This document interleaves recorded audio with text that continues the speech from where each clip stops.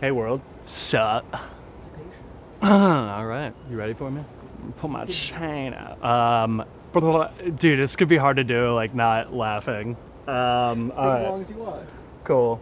Hey everyone, I'm Nigel Roxbury, content creator, make some music here and there, sweaty. Yeah, welcome to a day in my life, I guess.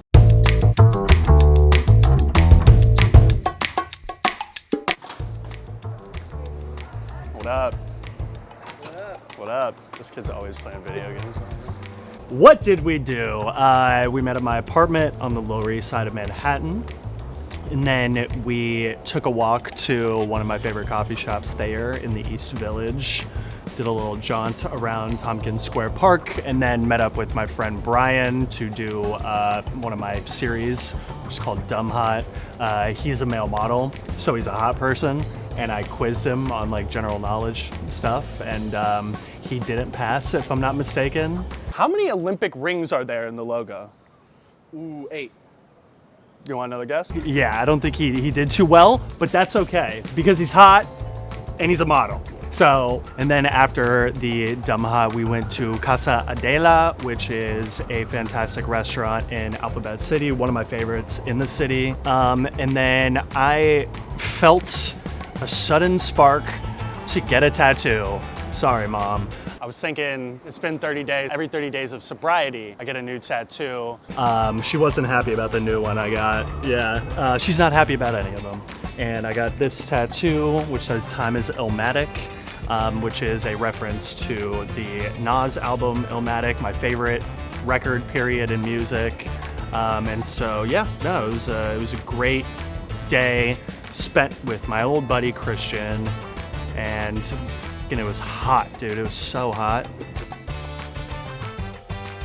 I want to be able to create a career in mainstream media, being who I am, being myself. At Cafe with Creators, I am here with Jaden.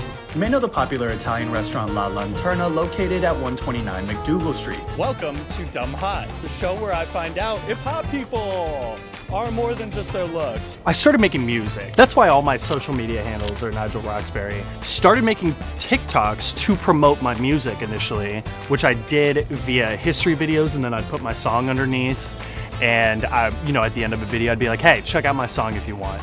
The videos did well. The music did okay, but I saw a path to where I could eventually become successful within media, which is kind of my main goal. I love meeting new people, making them laugh, and just being out in the world, really. So with the content that I was doing, the New York City History Hub and like the New York City recommendations that I was doing, I was able to get out in the world, and it was great, but it was very matter of fact. It was very providing information, less about me as an individual. All right, here are the weirdest celebrity couples of all time. Here are more great date spots in downtown Manhattan. Mafia hangouts of New York City.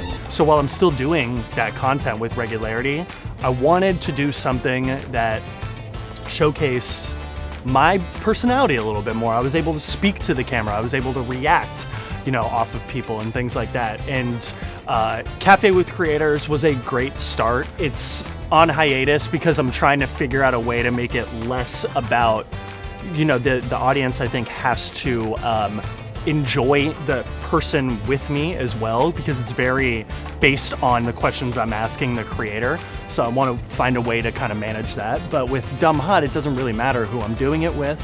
I'm able to have fun, show a bit of my personality, involve trivia, which I love.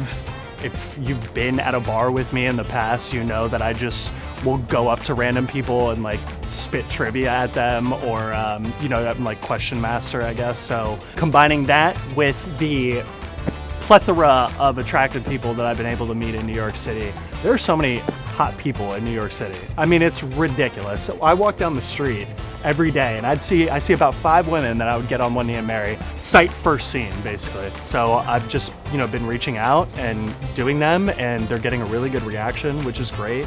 It gives me the opportunity as well, now that I'm sober and I'm not hanging around with mass groups of people in a hangout setting like you would at a bar or a club or things like that. I'm able to interact with, get to see people that maybe I don't see very often. And you know, we just kick it. Like me and Brian did the thing and then went to lunch. You know, I do a lot of them, grab a coffee, go for a walk, things like that. So it's been a blessing in a multitude of ways. I was thinking, it's been 30 days. Every 30 days of sobriety, I get a new tattoo. You know, we got some time to kill. Let's go to New York Hardcore Tattoos right here on Stanton, and let's just see what they can give me as a walk-in. I don't really have an idea quite yet, but I'll check out some of their books and see what's up. Let's go, let's get it. My plan for the first year is to get a tattoo for every 30 days I'm sober. It's an earmark on myself. It's a goal to reach. It's a way to symbolize my growth as an individual, to put things within myself and on myself that I really believe in and passionate about and love. These are people that I've looked up to for a very long time, and again, these are just reminders that I'm better as a human being now. I bettered myself, and to do it every 30 days for the first year. The first year is the hardest, and if I can make it through that, I can make it through the rest of my life. It's just about making it every single day. That's what recovery is, the basis of it. It's, you know, just make it through today and you'll make it through tomorrow, and yeah. I'm so stoked, man. How long have you been sober now?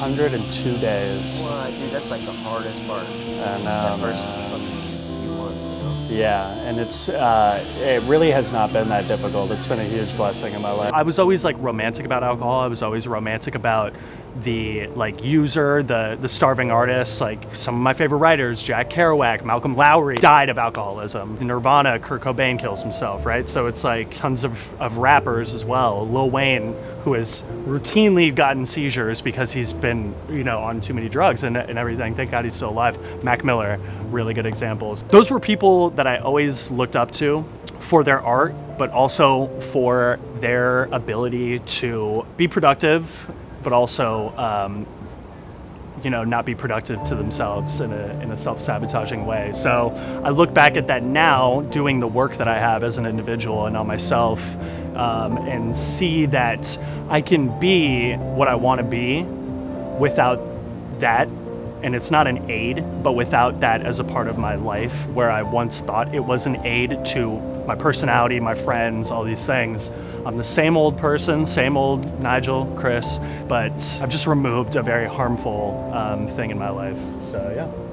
I look back at my behavior when I was out, and I was a great, gregarious, fun, happy guy at all times, right? I look back at that time and see how I've evolved as a human, and granted, it's only been 120 days. For me, that's a lifetime. In the span of the rest of my life in sobriety, that's nothing. I felt the need to better myself, and I felt that in order to do so, I had to remove that out of my life because I no longer had the sort of control over it that I would have liked to have. You know what's funny about being sober is that you're just living your life. Like, not too much has changed, except everything has changed. Now, I'm very proud of it. What's next for me, man?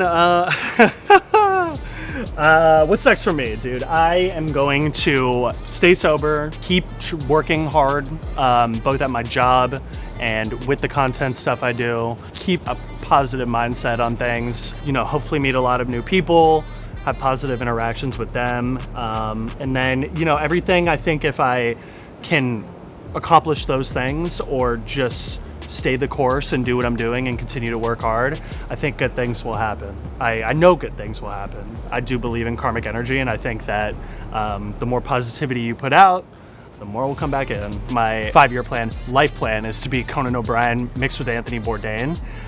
So I don't know, man, but yeah, cheers. Cool. And where can my YouTube fans? Your YouTube fans can find me at Nigel Roxbury on Instagram, Nigel Roxbury on TikTok, Dumb Hot on TikTok, NYC History Hub on Instagram.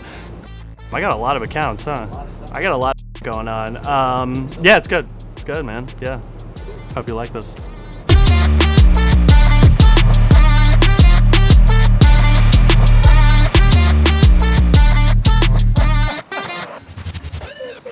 Don't give him too much attention. Ready?